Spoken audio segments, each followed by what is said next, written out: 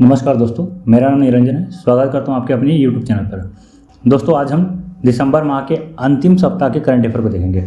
इससे पहले मैं 3 सप्ताह का करंट अफेयर का वीडियो बना चुका हूं। यदि आप नहीं देखे होंगे तो हमारे YouTube चैनल में आप जाकर देख सकते हैं। ठीक, तो आज का जो वीडियो रहेगा वो 23 दिसंबर से 29 दिसंबर के बीच का होगा। ठीक है, इस सप्ताह का हम करंट अफेयर को देखेंगे एक ही वीडियो में।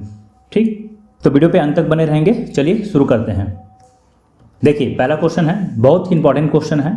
पर्यावरण, वन और जलवायु परिवर्तन मंत्रालय द्वारा किस क्रम की भारत वन स्थिति रिपोर्ट प्रकाशित की गई है? ठीक है, तभी हाल ही में भारत सरकार द्वारा 21 दिसंबर को, ध्यान रखेंगे डेट को, 21 दिसंबर को जो है Indian state of forest report ISFR report 2023 जारी किया है। और यह जो है किस क्रम का, ये हमें बताना है। तो इसका जो सही उत्तर हो जाएगा ऑप्शन नंबर बी, 18वीं क्रम का। तो 18वीं क्रम का जो है भारत वन स्थिति रिपोर्ट भारत सरकार के द्वारा प्रकाशित की गई है। देखिए, पर्यावरण, वन और जलवायु परिवर्तन मंत्री भूपेंद्र यादव ने 21 दिसंबर को देहरादून स्थित वन अनुसंधान संस्थान में भारत वन स्थिति रिपोर्ट 2023 का विमोचन किया। देखिए, अब यहाँ पे एक चीज़ और इम्पॉर्टेंट हो जाता है कि जो हमारा जो वन अनुसंधान संस्थान कहाँ है। ठीक, ध्यान रखेंगे, ये क्वेश्चन भी एग्जाम में पूछा जाता है कि वन अनुसंधान संस्थान जो है कहाँ है। तो इसका सही उत्तर हो जाएगा देहरादून। तो इसमें आप दो चीज़ याद रखिएगा कि कब प्रकाशित किया गया। तो 21 दिसंबर को किसके द्वारा? तो पर्यावरण मंत्री भूपेंद्र यादव के द्वारा। देहरादून में जो है वन अनुसंधान संस्थान है, इसे भी आप ध्यान रखेंगे। देखिए, यह रिपोर्ट भारतीय वन सर्वेक्षण द्वारा प्रकाशित की जाती है।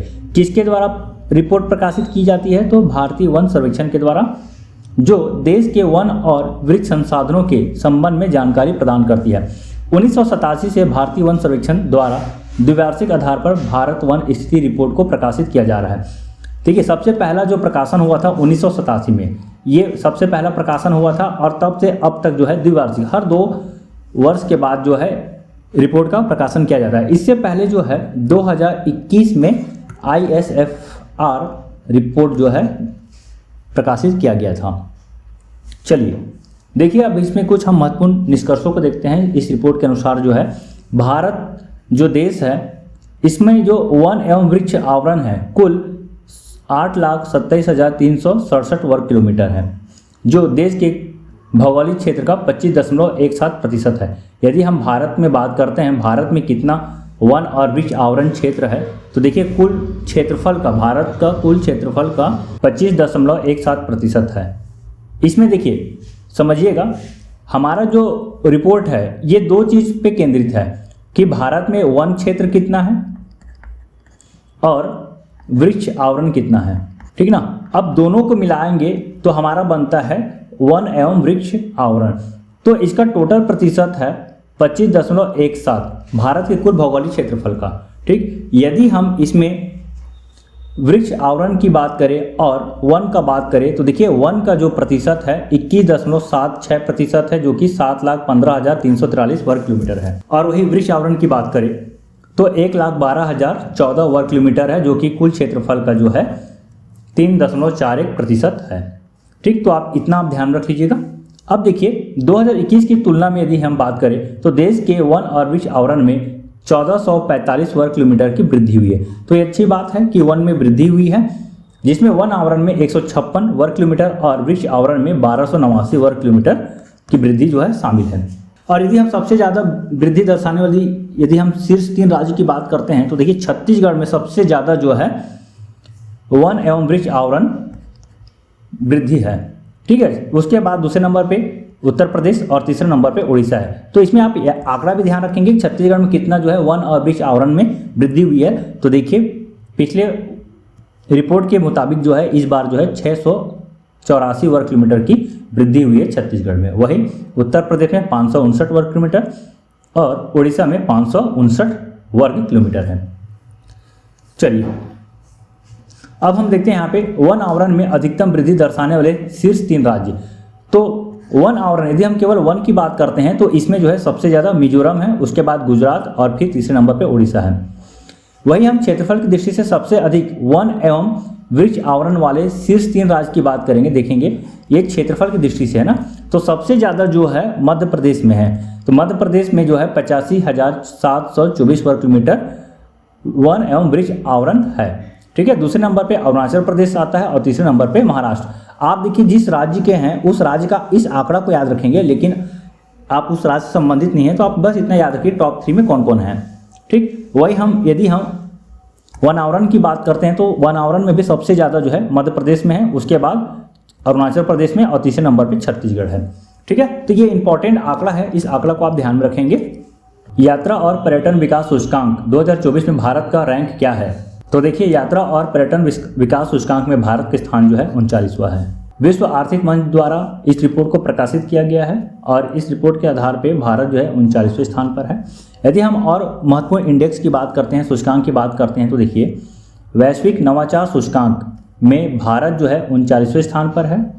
टॉप में है स्विट्जरलैंड।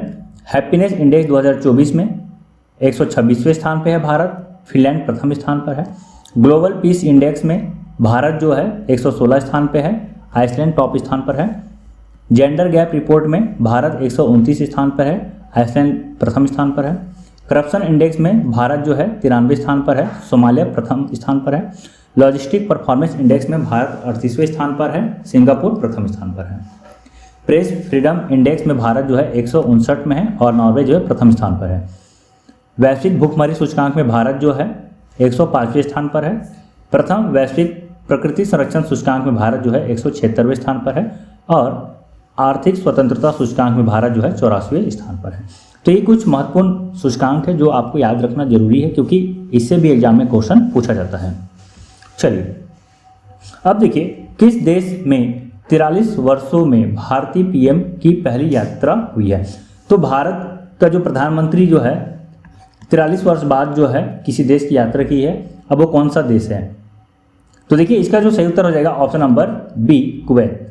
तो कुवैत में जो है भारतीय प्रधानमंत्री का जो है 43 वर्ष बाद जो है वहाँ आगमन हुआ है। देखिए प्रधानमंत्री नरेंद्र मोदी 21 और 22 दिसंबर को कुवैत के दौर पर जा रहे हैं, जो 4 दशकों में किसी भारतीय प्रधानमंत्री की इस खाड़ी देश की पहली यात्रा है।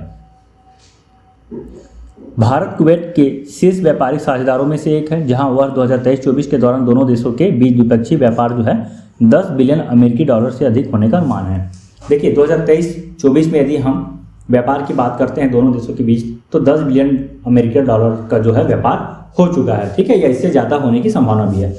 यदि हम कुवैत की बात करते हैं तो यहाँ की राजधानी कुवैत सिटी है। मुद्रा जो है कुवैती दिनार है। चलिए अगला क्वेश्चन देखिए, हाल ही में सैयद मुश्ताक अली ट्रॉफी 2024 का खिताब किस टीम ने जीता है? तो इसका सही उत्तर हो जाएगा ऑप्शन नंबर सी, मुंबई। देखिए सैयद मुश्ताक अली T20 ट्रॉफी 2024 के विजेता है मुंबई।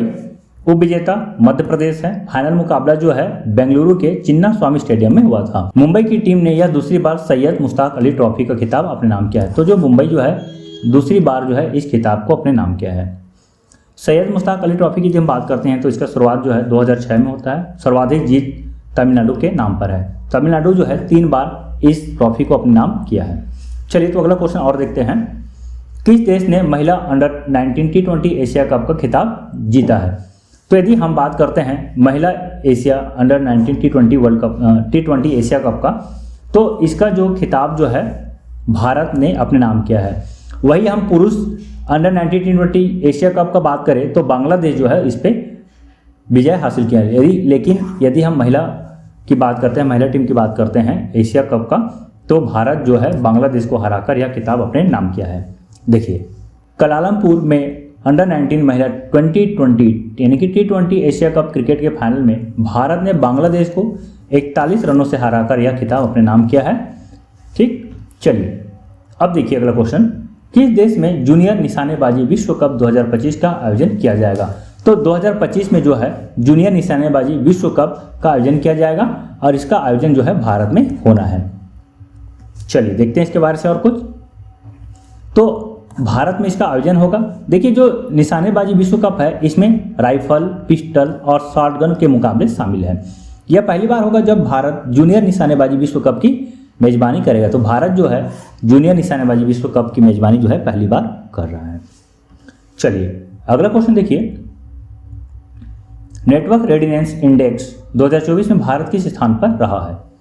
तो नेटवर्क रेडिनेंस इंडेक्स में जो है भारत जो है वर्तमान में जो है 49वें स्थान पर है। यदि हम 2023 की बात करें तो भारत जो है यहाँ पे 60वां स्थान पर थे।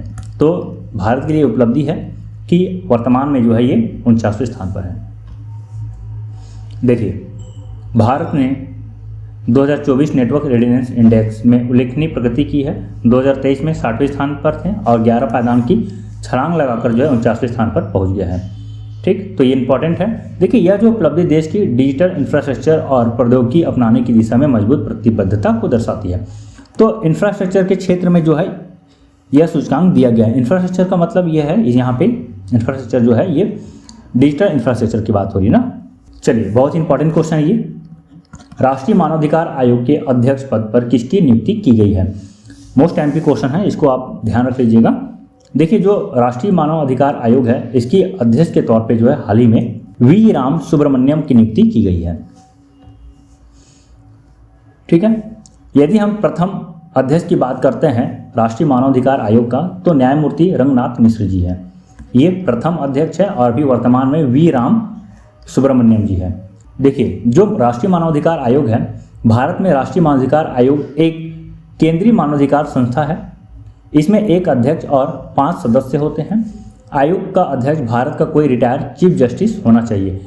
एक सदस्य सुप्रीम कोर्ट में कार्यरत या रिटायर्ड जस्टिस और हाई कोर्ट में कार्यरत या रिटायर्ड चीफ जस्टिस होना चाहिए। 2 अन्य सदस्य की यदि हम बात करें तो मानवाधिकारों से संबंधित जानकारी या काम का अनुभव होना है। आयोग में एक महिला सदस्य भी होना जरूरी है। तो एक अध्यक्ष है और 4 जो है सदस्य है। इसमें से 2 सदस्य जो है चीफ जस्टिस होंगे, है ना, न्यायाधीश ही होंगे, और 2 सदस्य जो है जो कि मानवाधिकार से संबंधित पारंगत होंगे। और इसमें जो है टोटल 5 सदस्य हैं, तो इसमें एक जो है महिला होना अनिवार्य है।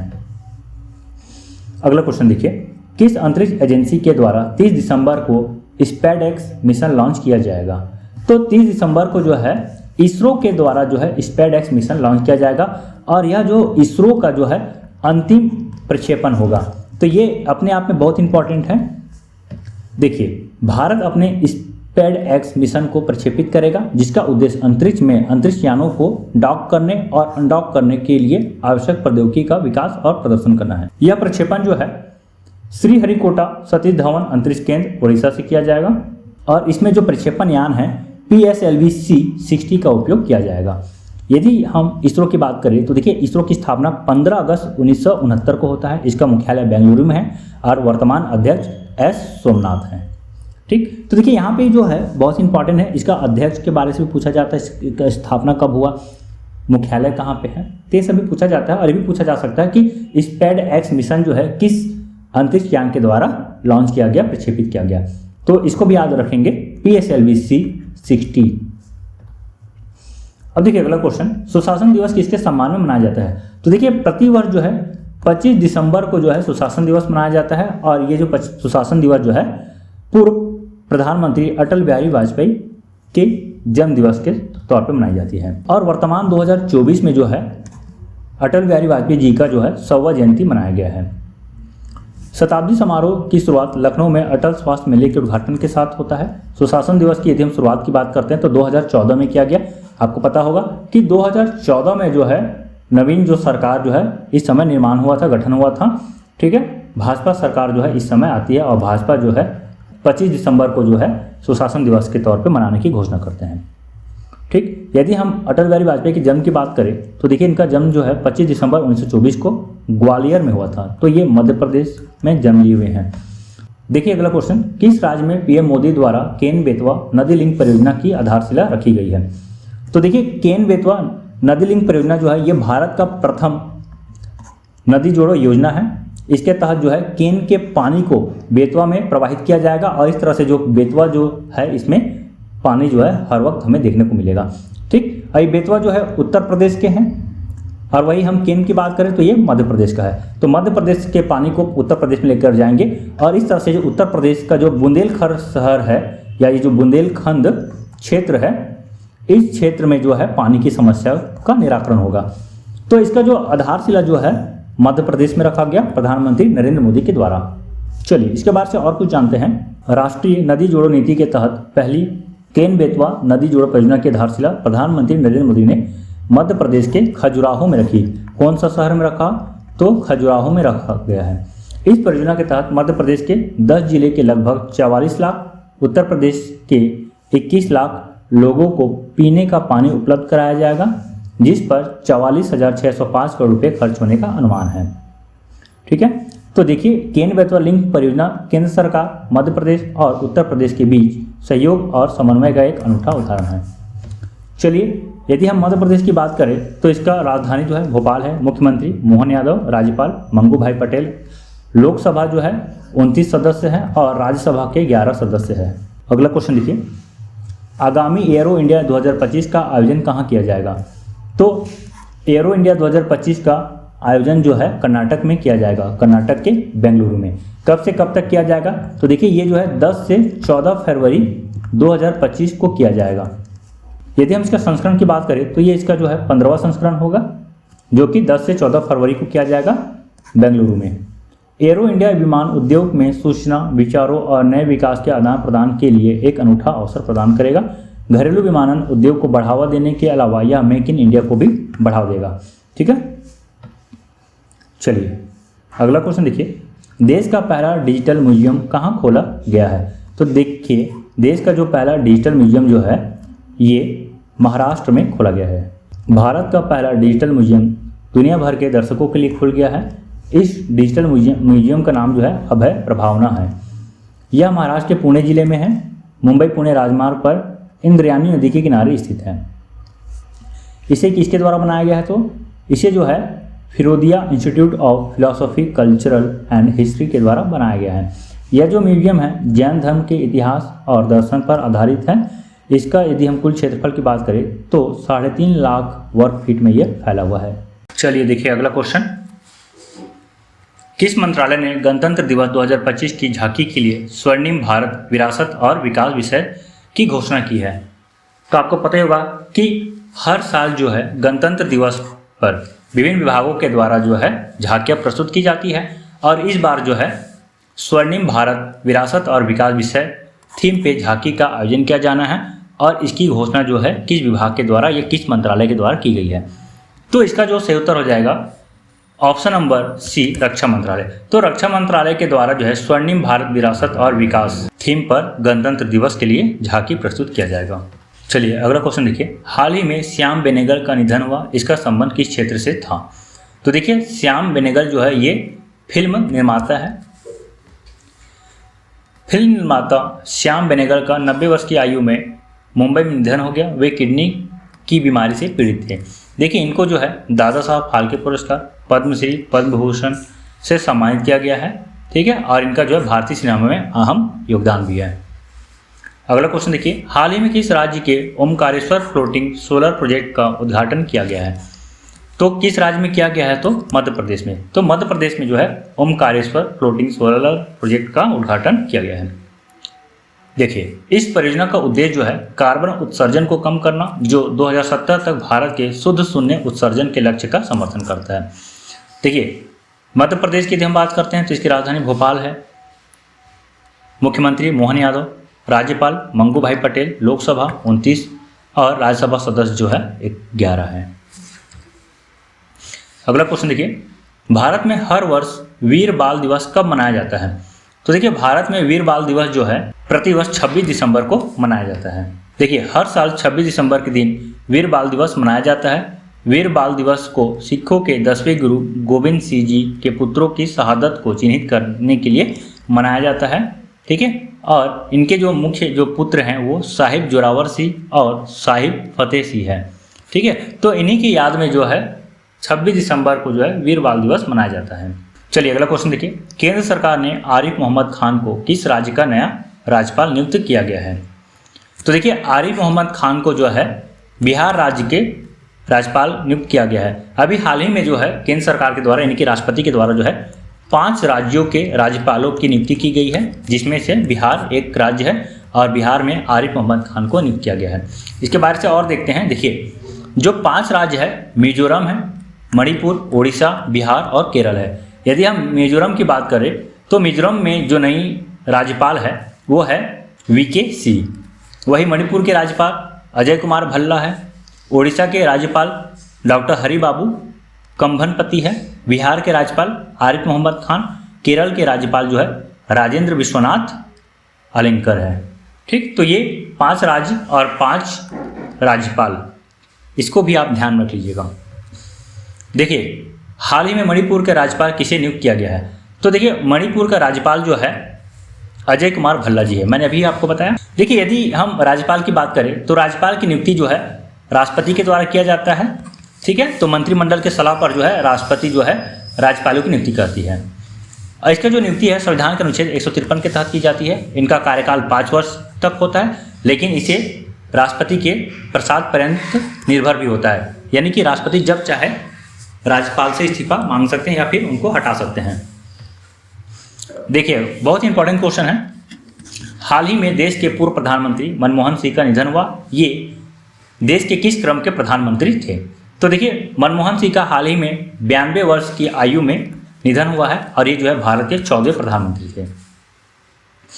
और मनमोहन सिंह जो है 10 वर्ष तक भारत में शासन किए हैं। ठीक है, देखिए, भारत के 14वें प्रधानमंत्री डॉक्टर मनमोहन सिंह है। इनका जन्म जो है 26 सितंबर 1932 को होता है। देखिए, यदि हम इनके पुरस्कार और सम्मान की बात करें तो 1987 में पद्म भूषण, 1993 में यूरो मनी पुरस्कार, 1993 और 94 में एशिया मनी पुरस्कार, 1995 में जवाहरलाल नेहरू जन्म शताब्दी पुरस्कार भारतीय विज्ञान कांग्रेस के द्वारा प्रदान किया गया था। तो इस तरह से ये 4 प्रमुख पुरस्कार और सम्मान हैं। यदि हम इनके मुख्य कार्य की बात करते हैं तो देखिए, मनमोहन सिंह जी को भारतीय अर्थव्यवस्था का जन्मदाता कहते हैं। आपको पता होगा कि जो 1991 में उदारीकरण का जो दौर चला था, इन्हीं के ही कार्यकाल में हुआ था। ठीक है, इस समय जो ये थे इस समय जो थे ये भारत के प्रमुख अर्थशास्त्री थे। ठीक है, देखिए, इन्हें जो है उदारीकरण करने और उनमें नई जान फूंकने के लिए जाना जाता है। शिक्षा का अधिकार, सूचना का अधिकार, मनरेगा, तमाम ऐसे बहुत सारे बड़े बड़े फैसले हैं जो कि प्रधानमंत्री रहते हुए इन्होंने लिए हैं। 2008 की आर्थिक मंदी के झटकों से भी उन्होंने भारतीय अर्थव्यवस्था को उबारा था। देखिए, अगला क्वेश्चन, किस देश ने ब्रह्मपुत्र नदी पर दुनिया के सबसे बड़े बांध को मंजूरी दी है? तो देखिए, हाल ही में जो है चीन के द्वारा जो है ब्रह्मपुत्र नदी पर दुनिया का सबसे बड़े बांध की मंजूरी दी है। और यह जो बांध जो है तिब्बती पठार के पूर्वी किनारे पर बनेगा। ठीक है, देखिए, इससे पहले जो है चीन के ही यांगजी नदी पर बने 3 गॉर्जेस बांध जो है ये सबसे बड़ा जो है बांध था। अब इसे पीछे छोड़ते हुए चीन का ही यह बांध जो है विश्व का नंबर 1 या सबसे बड़ा बांध जो है बनने जा रहा है। यदि हम कुल निवेश की बात करें तो 1 ट्रिलियन युआन यानी कि 137 बिलियन अमेरिकी डॉलर से अधिक इसका जो है निवेश होगा। देखिए, इस परियोजना से जो है 300 बिलियन किलोवाट बिजली पैदा होने की उम्मीद है, जिससे हर साल 30 करोड़ लोगों की बिजली की ज़रूरतें पूरी होने की उम्मीद भी है। तो ये इंपॉर्टेंट बांध है क्योंकि ये विश्व का सबसे बड़ा बांध बनने जा रहा है। अगला क्वेश्चन देखिए, हॉकी इंडिया लीग 2024-25 की शुरुआत कहाँ हुई? ठीक है, तो हॉकी इंडिया लीग 2024-25 की शुरुआत जो है ये रांची और राउरकेला ये 2 जगहों में हो रही है, यानी कि इसका जो सही उत्तर हो जाएगा ऑप्शन नंबर सी, उड़ीसा। तो देखिए, रांची और राउरकेला है। कब से प्रारंभ हो गया है? तो 28 दिसंबर से ये प्रारंभ हो गया है और ये 28 दिसंबर से 5 फरवरी 2025 तक चलेगा।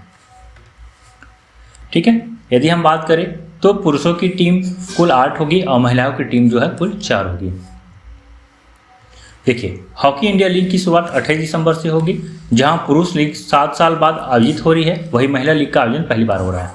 ठीक है, भारत में जो है हॉकी इंडिया लीग पहली बार नहीं हो रही है, ये जो है 7 साल बाद हो रही है। ठीक है, और महिला लीग का आयोजन जो है भारत में पहली बार हो रही है। चलिए, इंपॉर्टेंट क्वेश्चन है ये। पार्कर सोलर प्रोब ऐतिहासिक रूप से सूर्य के सबसे करीब पहुंच गया है, यह किस स्पेस एजेंसी से संबंधित है?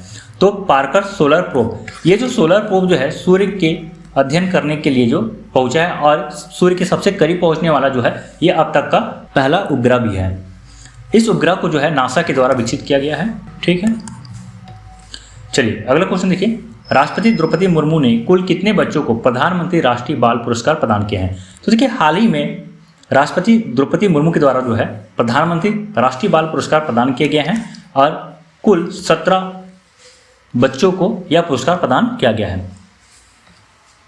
देखिए, कुल 7 श्रेणी है। ये कौन कौन सी श्रेणी है? बहादुर, नवाचार, विज्ञान, प्रौद्योगिकी, खेल तथा कला के क्षेत्र में जो है प्रधानमंत्री राष्ट्रीय बाल पुरस्कार प्रदान किया जाता है। ठीक है, 26 दिसंबर 2024 इसी दिन जो है वीर बाल दिवस पड़ा था। तो वीर बाल दिवस के अवसर पर ही प्रधानमंत्री राष्ट्रीय बाल पुरस्कार प्रदान किया गया। तो दोस्तों, वीडियो यहीं तक था। वीडियो आपको कैसा लगा कमेंट करके जरूर बताइएगा। वीडियो पसंद आता है तो वीडियो को जरूर लाइक कीजिए और अपने दोस्तों से शेयर करना बिल्कुल मत भूलिए। और यदि आप चैनल पर नए हैं तो चैनल को जरूर सब्सक्राइब कीजिएगा। तो मिलते हैं एक नए वीडियो के साथ, तब तक के लिए बाय बाय। जय हिंद, जय भारत, धन्यवाद।